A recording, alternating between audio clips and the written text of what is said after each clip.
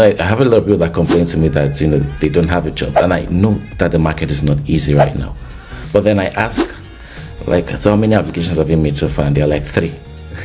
So, I've always really three applications. So I don't think I can count the number of applications I made. My advice to people would be to, keep searching. Don't stop. Don't get frustrated and stop. Even if it's, one application you make a day, but just keep searching, and then don't focus all your energy on searching for a job as well. So build something on the side. Yeah, I think the biggest mistake is being in a hurry. A lot of new developers want things really fast, really fast. I want to start now and I want to learn everything and get a job. My name is Esther Adebayo, and on my tech journey with Esther, I sit down with tech folks to talk about how they've been able to handle rejections, overcome obstacles in their careers, and really cut through the hype. From coding mistakes to battling rejections, to balancing work life, and even doing phenomenal things, my guests will share everything raw and real on my tech journey with Esther.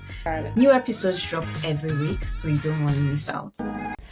Hi, Ebenezer. Welcome to the podcast. Hey, Esther.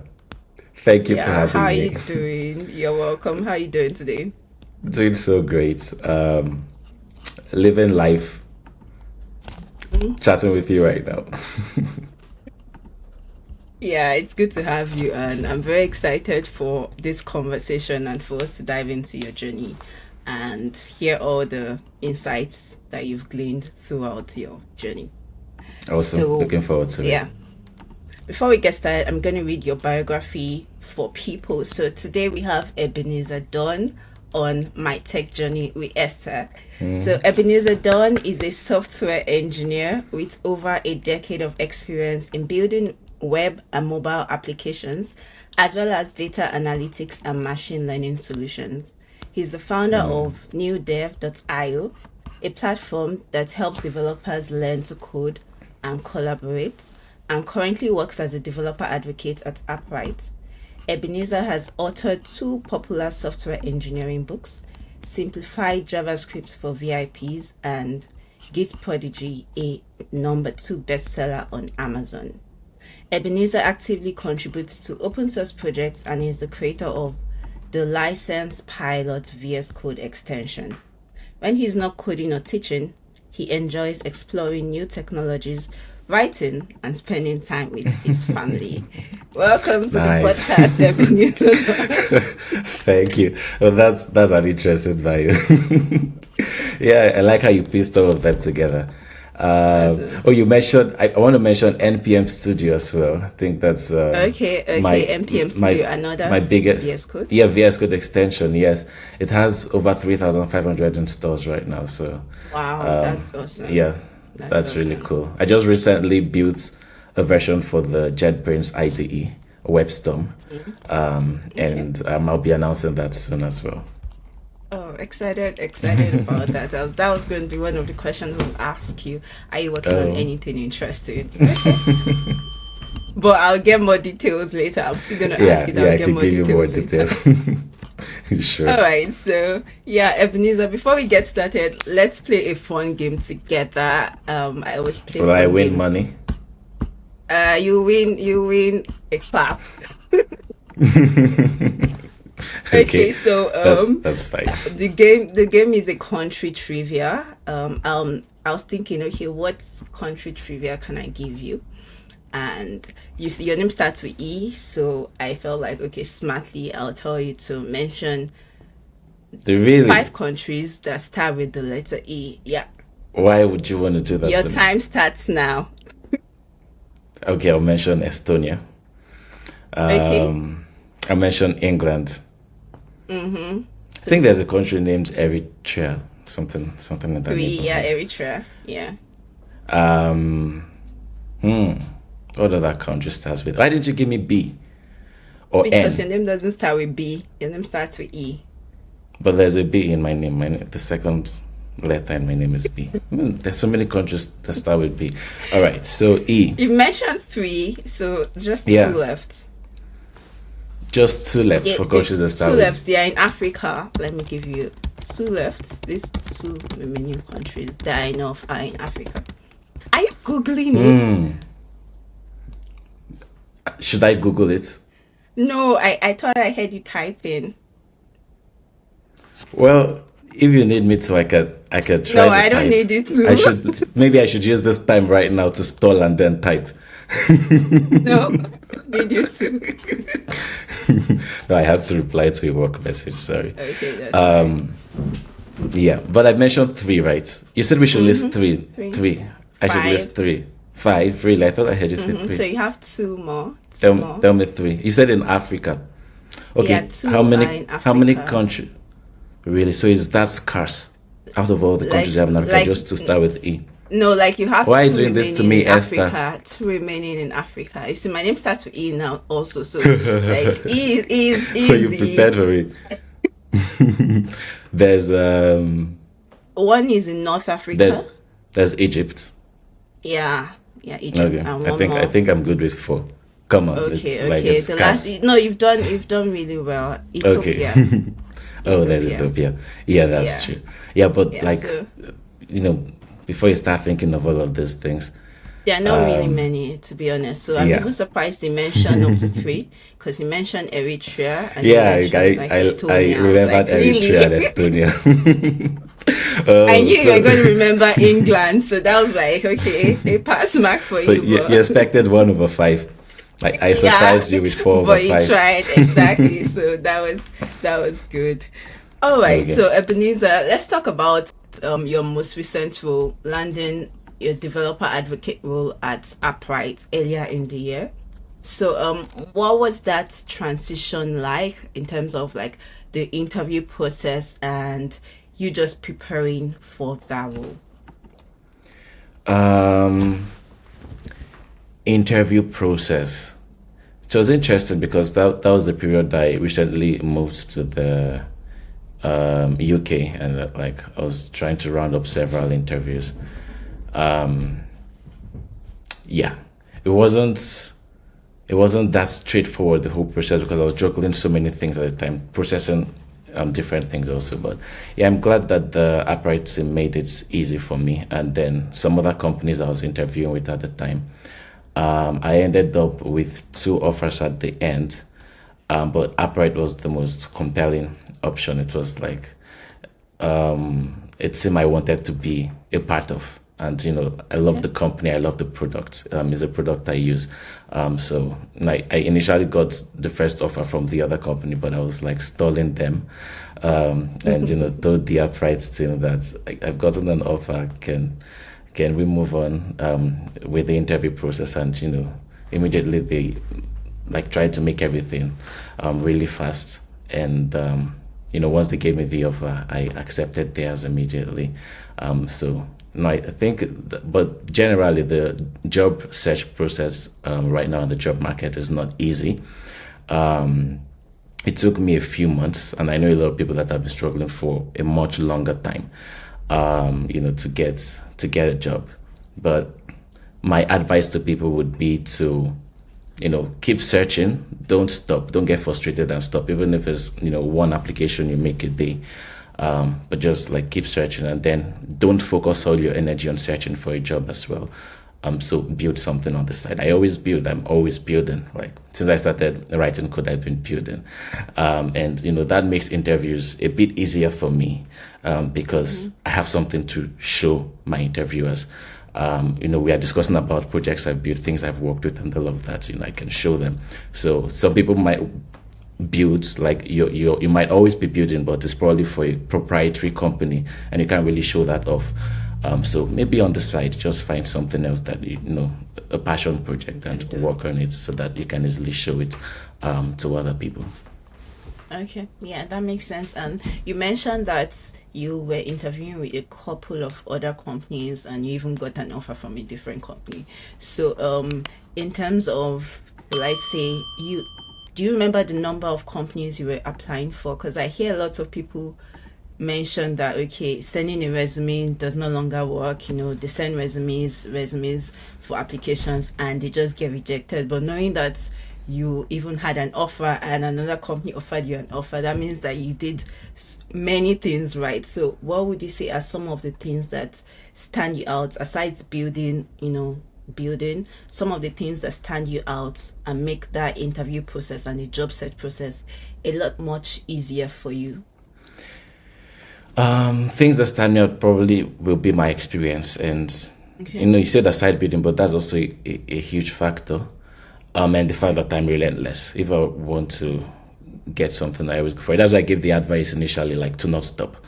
Some people, I have a lot of people that complain to me that they don't have a job, and I know that the market is not easy right now. But then I ask, like, so how many applications have you made so far? And they're like three. So, I've always like really three applications. So I don't think I can count the number of applications that I made. Even for companies that, or for roles that, I like, but maybe I'm not a perfect fit for them. It's still like, hey, let's just apply. Let me, like, if I do the interview with them, I'll find out more about the company. But I was like applying for roles daily. LinkedIn, I just the easy apply on LinkedIn, which helped, like, in just like scrolling through LinkedIn, I see a job, I just hit apply.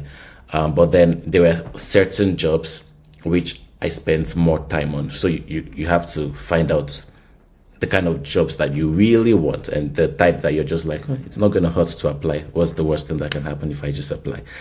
So there are those types of jobs that you just apply. There's nothing that's going to happen. They won't come to your house and beat you and say, "How dare you? Why did you apply to this job? Something is wrong with you." So there are those types of jobs, you apply, and some others. But when you come across companies that you're like, "Oh, I think I'm actually a really great fit for this company," then you spend some extra time making that application, do a cover letter for them, answer their questions thoughtfully. You can tune your resume to fit the role. Just create a separate resume. You don't have to change much, just, maybe even the job title and then your experience to fit what the job description is saying, and then apply for that role. So that works better than, just doing mass application for all the companies. You should have those certain companies that, you actually like, I'd really like to join this company. And then the mass application can also work because you can get interviews from those ones and then it works out for you. So that's my advice to people: be relentless. Don't give up. I know it's not easy, but just keep pushing. How many resumes have you sent out with zero response? Or maybe you're getting interviews but you just can't seem to land a job. I've been there and I know it's so frustrating, right? But the good news, I've created a toolkit to change all of that for you. Introducing the Get a Job Toolkit, your step-by-step guide to finally land your dream tech job. Inside, you get 3 resume and cover letter templates, a job tracking sheet, 100 plus interview power phrases, reach out messages to recruiters, and a LinkedIn optimization checklist. I created this toolkit because I know how hard applying to jobs can be. So whether you're just starting out your career or making a career switch to tech, this will save you so much time and stress. Click the link below to grab your toolkit and let's get you hired.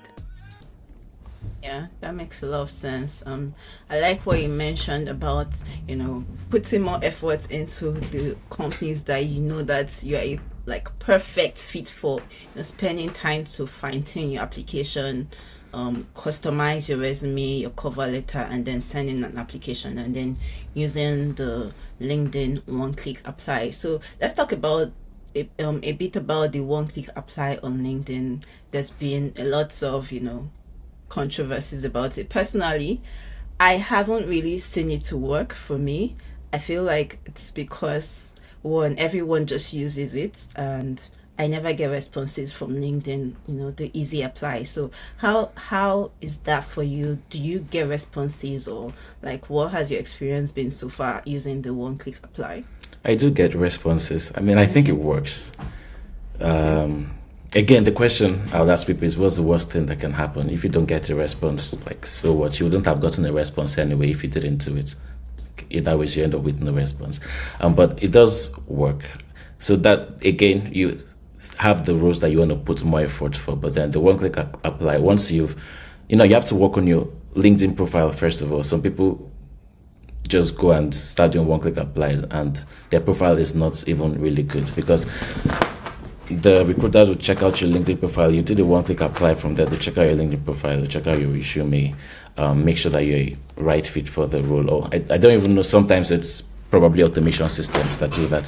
So your LinkedIn, your resume, for example, first of all has to have the right keywords in them, and these are some of the things you should look at. But then again, work on your LinkedIn profile. Add relevant skills to your LinkedIn profile. If you have any projects you've done, add it. If you have any extra certifications that relates to the role, you add that to your LinkedIn profile.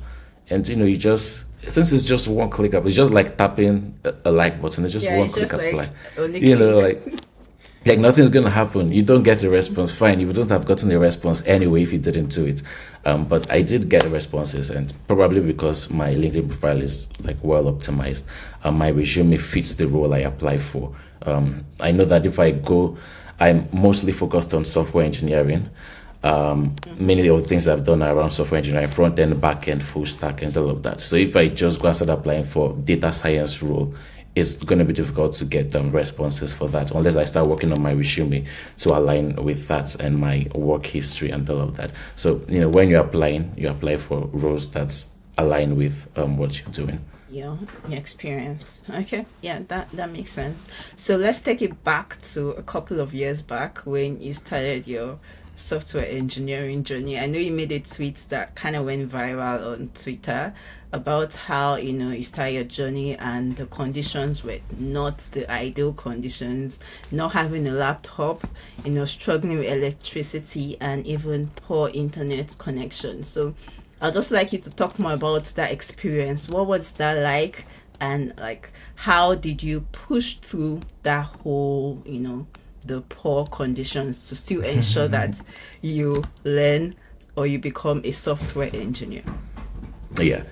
So it certainly was not easy, but I'm not the only one who.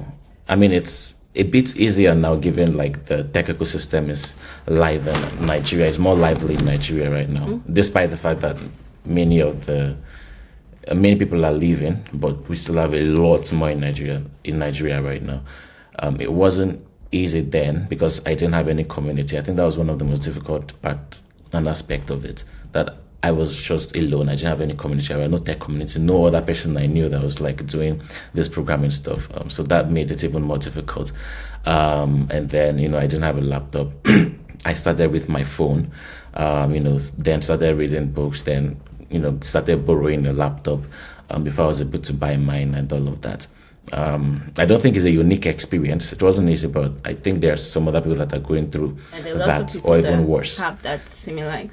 Yeah. So I've made a post about when I think I did a video about it or something like that. When you think that you have it the worst, there people that are even in worse conditions than you. So I might have been complaining. If I were complaining, then I only have a phone, and in fact, it means I can't actually build websites. Let me go and sit down. I wouldn't be here right now. So I had a phone and I used what was at my disposal, or is it in my disposal? But if I'm complaining that I have a phone, only a phone, I don't have a laptop, I have a phone. Well, there are other people that don't even have a phone. They don't even have a smartphone or even a mobile phone. So I've seen someone who said he started by writing code on paper. So you now compare that with someone who at least had a phone. So your situation might be really bad, but there are some other people that will carry the cup. If you're doing if you're comparing situations. So that's is just to say that it's not always easy, but try not to be making excuses. Push through the difficulty. Try to look for what you can do or what you have at hand and use that. Use that to get what you want. And that's my advice. Back then I didn't have, it was difficult to get access to internet then, but then there was this MTN night plan, which I was using. I think it's from 12 a.m. or either 1 a.m., probably 1 a.m. to 4 a.m. or 12 a.m. to 4 a.m.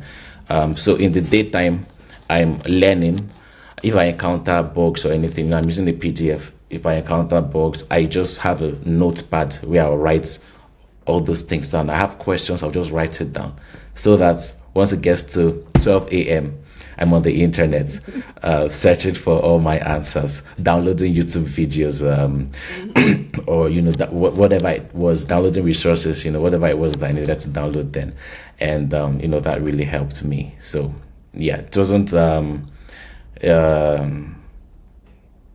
want to say it wasn't a very unique situation. It was a difficult one, but it wasn't something that like anybody cannot just overcome. So that's it. Yeah, I totally agree that, it's not necessarily unique, but I know it's unique to you because at the end of the day, everyone's story is unique to them. So, and currently I'm mentoring someone who is also in Nigeria, and like the conditions in Nigeria are not necessarily easy, but he's learning. But one of the things I know that lots of people struggle with is just pushing through those challenges, and that's even why I started this podcast in the first place, because it's easy to just hear theoretically that you need to push through, but when the reality hits you and you realize that, okay, I don't have money for food, or I don't have money for fuel to even power my generator to get internet, these are the realities that hit people. But for you, what was that thing that was pushing you or motivating you to still continue, even when at that point, you couldn't see the future, you didn't know that you would be a developer advocate at Apra, it was just you continuing on your journey? So what would you say was the motivating factor that pushed you and kept you through that difficult journey? So the motivating factor for me, and before I say this, like it's going to be different for everyone. I usually tell people you find out what motivates you, what pushes you, and hold on to that anchor. For me, it was the fact that I loved building. I wanted to build. I've always wanted to build, even before I started doing websites. Since when we were using all those Nokia Java phones, I was already making my own themes. Interesting. I don't even know about Blue FTP, but maybe any of the viewer would know about Blue FTP back then. Using that to make themes for my Nokia phone, and then using that to also mix music and all of that stuff.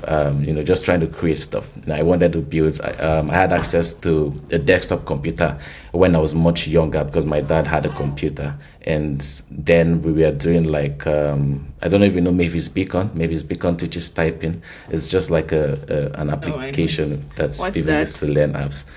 It's an application to learn how to type. So we used to use that, learn how to type and play typing games, because he didn't put like computer games first, but that typing application had some games where you'd be typing and you have a chameleon that's like eating letters but you're using that to learn how to type. So but applications like that inspired me. I wanted to like build applications like that. Encarta, don't even know about Encarta. There's Encarta's Encyclopedia, Encarta Premier or something like that. Encarta Kids, Encarta Premier. Then there was Encyclopedia Britannica. So we had like all those applications that I used back then. And then as later on as I was growing, I was remembering, thinking about those applications. Wanted to build that in my Nokia phones. Then the applications I was seeing, I wanted to build stuff like that. So that's been my anchor, the fact that I just want to create. That's why even till today, you see that I'm always like creating stuff, building stuff. But some other people, it might be that you don't want to be poor, and that's very fine. Poverty can be a good motivation. So if you sit down in your house, well, hunger will teach you lessons. If you give up, you will be hungry. So that can be motivation also, that I must make this money, I must become successful and make this money. So that's also a good motivation. Some other people, it might be you have people looking up to you. That's also motivation. And sometimes your motivation changes in life too. As we grow older, evolve, different things would impact our motivation. But whatever it is, find out what works for you, find out what your motivation is, so that when you get discouraged, you can hold on to it. Yeah. And now we've talked about your developer advocacy experience, but it's interesting because you moved from a pure software engineering role to developer advocacy, which is like a DevRel role. So for you, are there any things that maybe are there any skills or knowledge you had to pick up to work as a developer advocate successfully? Comparing engineering to developer advocacy, how would you compare the two, and what did you have to do to level up to become a developer advocate? Say the two are almost the same, just that a developer advocate is software engineer or a developer who is skilled at teaching others how to develop as well. So it doesn't end at just being able to build stuff. You have to be able to engage with other people, teach them how to also build stuff. You have to be someone that is ready to engage with the developer community and all of that. So I've always been a software engineer, still a software engineer, but even before I knew about the developer advocacy role of DevRel, I was already doing all of these things. I was already teaching people how to code. I started the coding bootcamp once physically, where I was teaching people how to code, and I participated in other several physical bootcamps like AI Saturday, Lagos. Don't even know about that. Data Science Nigeria bootcamps. Then where I was teaching hundreds of people physically, and then personally I was already writing blog posts, doing tutorials, and then mentoring people. So it's something I've always been doing while building applications. So when I saw the first ever role I did was at JetBrains, and when I saw the role, I'm like, yeah, this is a combination of everything I'm doing already, so why not just do it? And that's how I started doing stuff like this.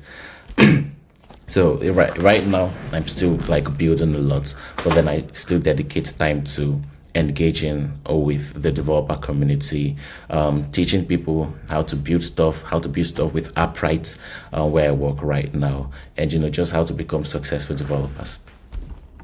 Okay. And I know that personally I've been working in developer relations for about 3 years now, and I've had people come to me, ask me questions: how can I become a developer advocate? What do I need to do to become a developer advocate?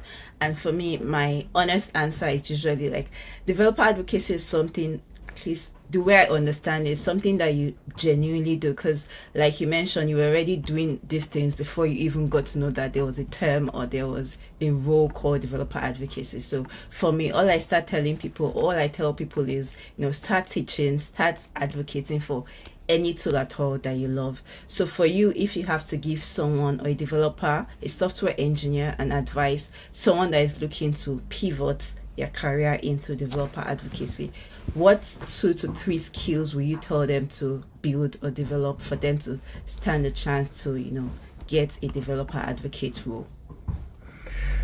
I think there are 3 main skills that companies, because the role is evolving, depending on what the company wants, and many times too, it's a developer advocacy role in a particular company, or dev role in a company would be different from another company.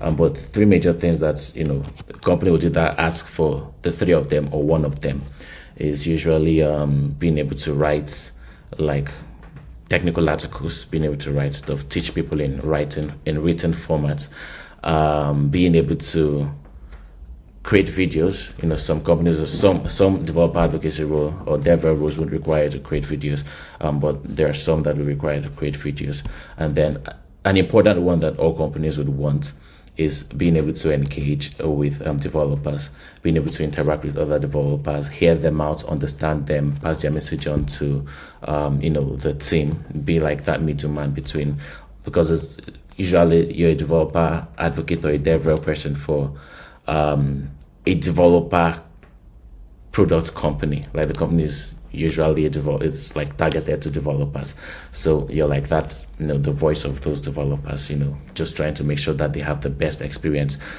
in the world when using your product. So you add that skill of being able to engage with people, communicate with people. So if you don't have that now, I would say you should try and learn it. It's something that can be learned. You can actually learn how to converse with people, engage with people. It's like some people say, I wasn't born that way, or me, I'm introvert. No matter what you are, you can actually learn the skill of communicating with people. So that's a very important skill that more companies doing their would want. Okay. And do you see yourself maybe moving back to pure engineering and leaving developer advocacy at this point now, or you're still like really enjoying the role?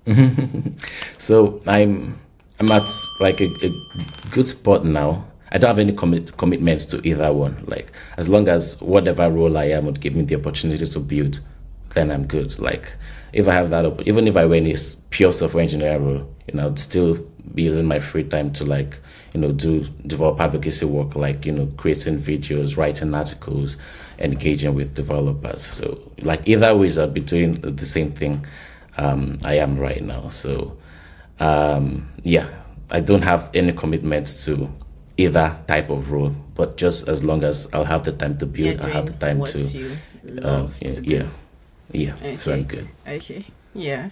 And now you've authored 2 books, that's Simplify JavaScript for VIPs and Git Prodigy. So I know that, or I'm guessing that what inspired you is to just help other developers understand these concepts more. But my question is, what was that process like in terms of just being able to break down these complex concepts into simpler, concepts that newbie developers can easily grasp? So what was that whole process of getting, a particular title, for example, functions, and breaking it down to something that a newbie developer can easily understand? So just walk us through that whole process. Do I even? I don't think I've put it into process yet because it's just something I do naturally. And like when I teach people, they understand that like 99% of the time, people understand me when I teach them. But there are some people that like I'm not the right teacher for them. That's acceptable as well. But a lot of people back then were asking me for resources, always asking me for resources. Like, I like the way you teach, I like the way you broke down the concepts. Do you have any like resource on JavaScript? I want to learn JavaScript. And usually I'd be like, go and check out this other person's video.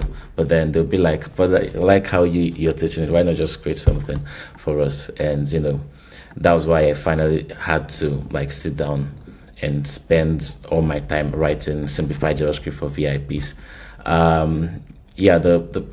When writing any technical content or trying to pass any technical information to people, I make sure I break it down into like the simplest form. I walked through the process of being a learner. Many times I'll write something, I'll rewrite it, write a whole section or a whole part and then delete everything and start afresh. Just because, when I read it, I want to know if as a complete beginner, someone who has not been introduced to this topic before, I can understand it. I have to make sure that I'm not jumping through steps. I'm not mentioning things that, a reader at that particular level would not have known. If you attended a Nigerian university, you get how some of the lecturers do when they're just using concepts that they've not even touched it before, and they just expect you to know it. But if you're at a particular level, there are some things you expected to know and some things you expected not to know. So those things you expected not to know shouldn't be introduced without explanation. And then try to put everything out in steps. And I write like I'm walking the reader by the hand. Some people have told me that reading your book Simplify JavaScript was as if you were sitting right there, teaching me, telling me what to do. And that was my goal when writing the book. And then went through all that process, and then I had to think of a good name. Now I've written the JavaScript book. What's a good name for this book? So I started coming up with different names, and I said, I'm making JavaScript simple, simplify JavaScript. Yeah, but the people reading this book, what do I want them to be? I want them to be very important programmers. And that's how the name came about, Simplify JavaScript for very important programmers. And the fact that people will see that name and they're like, oh, that's interesting. So you mean it's only very important programmers that can have this book here? So so that was that too. Okay, interesting. Ooh, they've thought VIPs is very important programmers. I always thought, I guess in this context, yeah, I assumed it was for very important people. But that's fine. Yeah, So we're gradually wrapping up. I think my next question for you is, from your experience, like you've had a lot of experience just from where you started up until now, Yeah. as a developer advocate, what's one mistake you feel like, or you see junior developers make, that you like? What would you say to them when you see them make that mistake? What's the mistake, and what advice do you have for them? Yeah, I think the biggest mistake is being in a hurry. A lot of new developers want things like really fast, really, really fast. I want to start now and I want to like learn everything and get a job. Some people would think that they're going to start now and then in 3 months they've gotten a job, and they're already making millions. But you have to be really patient. It's not going to be easy. Don't think that it's going to be easy. It's not unachievable. It's certainly and definitely achievable, but it's not going to be easy. So it's going to challenge you, it's going to test you, and then it's going to test your patience. You have to be patient. Don't rush. People are always in a hurry, and that'll make them try to learn so many things at a time. I encounter this a lot with new developers. Today you're learning Python, tomorrow is JavaScript, next tomorrow you're like, that one is not work code, that one is not giving me money. You're learning Kotlin next, and someone, while you're learning Kotlin, someone comes and tells you, you're learning Kotlin, there's no money there, there's no money, it has to be Flutter, and you're already trying to learn Flutter. So when you're like trying to learn so many things at the same time, you remain in this level. So this is the analogy I use. You're trying to learn JavaScript, and then you come back, you start learning Python, you come back, you start doing web development, you come back, you start doing data science, you come back, you're just going to remain in this level. So it's just better you pick one thing. I think all of the aspects of tech right now, whether it's web development, data science, machine learning, mobile development, and you get to the more physics-based type of software tech, whatever it is right now, all of them do really well for people that get good at it. So just pick one, stick with it, and get good at it first of all. You can always spread out. You can always learn any other thing you want. But at least, when you start, stick with something and master it. Become good at something first of all. And then once you get good at it, instead of like coming down to like keep doing like this, when you get good at something, it's easier to just move in parallel then. I don't think that's the right word, but horizontally, then, you've gotten to the top, you've learned it, and then, you can now spread out if you wish. But that's better than just going up and coming down and going up and coming down. Absolutely. So that's my advice. Yeah, that's really good advice. I always say that the grass is hardly greener on the other side. When you think that something is easier, it's not necessarily easier. So the most important thing is just pick a path and stick to it, be committed to that path, and just ensure that each day you're making progress, even if it's not apparent. When you look back in the next 1 month, in the next 2 months, 3 months to a year, you see that you've made so much progress. So that's like my advice also, is in line with what you said. So the final thing, you mentioned it earlier, you working on a new VS Code extension, or something like that. So tell us more about like your new project that you're working on, and when should we expect it? So I'm done with it. It's a JetBrains plugin. So I built the NPM Studio extension a few months ago for VS Code. And then, I used to work with JetBrains and used to work with the WebStorm team. So I wanted to like go back to using WebStorm and use it in some of my videos that I'm like planning to make. And, got WebStorm set up again. And, when I started using it, I missed NPM Studio so much because the flow was already so easy with NPM Studio. Like NPM Studio is what's the right word for it? It's like having a package manager. NPM is already a package manager, but having that package manager right in your editor so that you can view all your dependencies. If you're working with JavaScript projects or NPM based project, you view all your dependencies. You can easily click on anyone to see the code base right there in your editor, read the documentation right there in your editor. You can easily add a new package by clicking the button instead. So I've always wanted this feature, like even long before I thought of the idea of building an extension. I've always wanted to be able to just type a package name and have it installed for me in my project. Why do I have to go to the command line and start writing npm install this? Just write the package name and it's installed. So I always wanted this feature.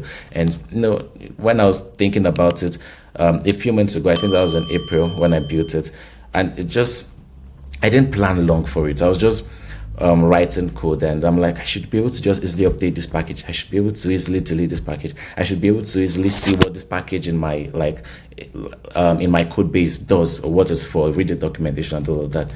I should be able to add the package easily. I'm like, okay, I'll just build an extension for it. And the same day I thought about it was the same day I started building the extension. So, and I, like, once I did that, I focused on that. When I was done, I was just like, okay, good. So first of all, I solved the problem for myself, and then before I brought it out to the world, and everybody was like, oh wow, that's amazing, thank you so much for building it. I'm like, okay, cool, but I solved it for myself first, and then it's not a solution for everyone. So that was the same with like WebStorm. When I started using WebStorm, I didn't have that, and I was already used to that easy flow. And I was like, okay, why is this not in the WebStorm IDE? What if I just build it? And I started reading about building like plugins for the JetBrains IDE. And the same night I thought about building it was the same night I started building it, and that was last week. And then and then I was going to ask you how long it took you to build it. That was last week, and then I spent my weekend building it as well, and then I sent the final version for review yesterday, and it's been approved now.